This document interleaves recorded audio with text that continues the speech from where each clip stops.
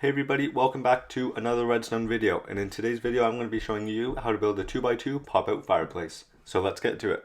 So this is an original design I came up with a bit ago. It's really quite fast as you can see, and then it's also relatively compact. So if we go take a look at the top, you can see it's only 3 blocks wide, and it's only 4 blocks long at the back, and has a total height of 9 blocks.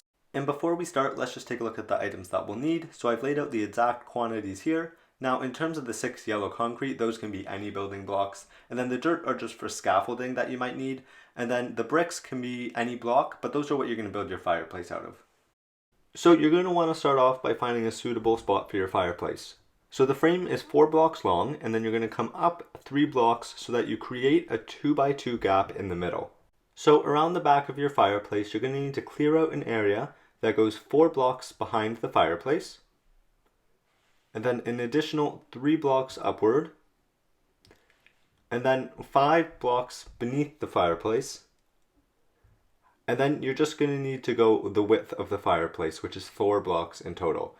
So once you've cleared out this land, we're all good to go with the redstone. So we're going to start off with the double piston extender at the bottom. So you're going to come down and place 4 sticky pistons side by side. And then you're going to skip 1 block and place 2 pieces of netherrack right above so that the whole thing lines up with the base of your fireplace. And now we're going to grab some blocks and come to the base of the sticky pistons, place 4 blocks in a square, place 2 repeaters on 2 ticks, and 2 pieces of redstone.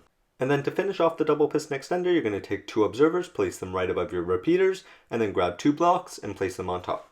So while facing the back, we're going to come and place a piston on the rightmost observer, place 2 observers on top of that, and then 2 sticky pistons on top of those observers facing towards our fireplace, and those will be what grab our netherrack. So coming down to the bottom left corner, you're going to be placing an observer on the side of the repeater, then place another observer on top of that, then a sticky piston, and then coming inward, you're going to place an observer facing in. And then you're going to grab your dispensers, come around to the front, and then place 2 dispensers facing the netherrack. And now we're going to put in the input. So on the right side of the fireplace, on the inward facing piston, you're going to place a block with a redstone dust and then a wooden button. And beside that, we're going to place a sticky piston with an observer facing outwards. And right on top of that observer, we're going to be placing a temporary block, place a sticky piston beside it, and then 2 observers facing inwards, and then 2 sticky pistons right in front of those. Now on the back of that temporary block, place another sticky piston with a slime block right on top, and then you can delete the temporary block. So we are nearly done, and at the bottom of our fireplace, we are going to place a block running into the blocks that we already have with a repeater on 4 ticks. And then we're going to take 2 temporary blocks with an observer facing inwards, and then a sticky piston facing downwards on top of that, another sticky piston, and then an observer facing inwards.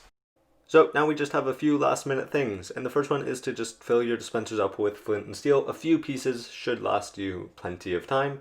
And then you're going to take some bricks and you're just going to cover up the face of your fireplace. And if you made it this far, congratulations, because we are actually all done now. So you can go ahead, click the button, and you should see your new fireplace working perfectly. And now, if you're building this in your world, you're probably not going to want the input for your fireplace just to be on the side of it. That's not very practical. So to move the input, you're just going to run a block with a repeater running into the redstone. And then you can run this line off wherever you want, but just make sure that the input is a wooden button, because that is the exact time needed for all the components to move. And if you do use a stone button or some other type of input, it's not going to work. So that's going to do it for today. I do hope you enjoyed this shorter type of tutorial video. If you want to see more of these, let me know in the description, but that's going to do it for today, so see you in the next one.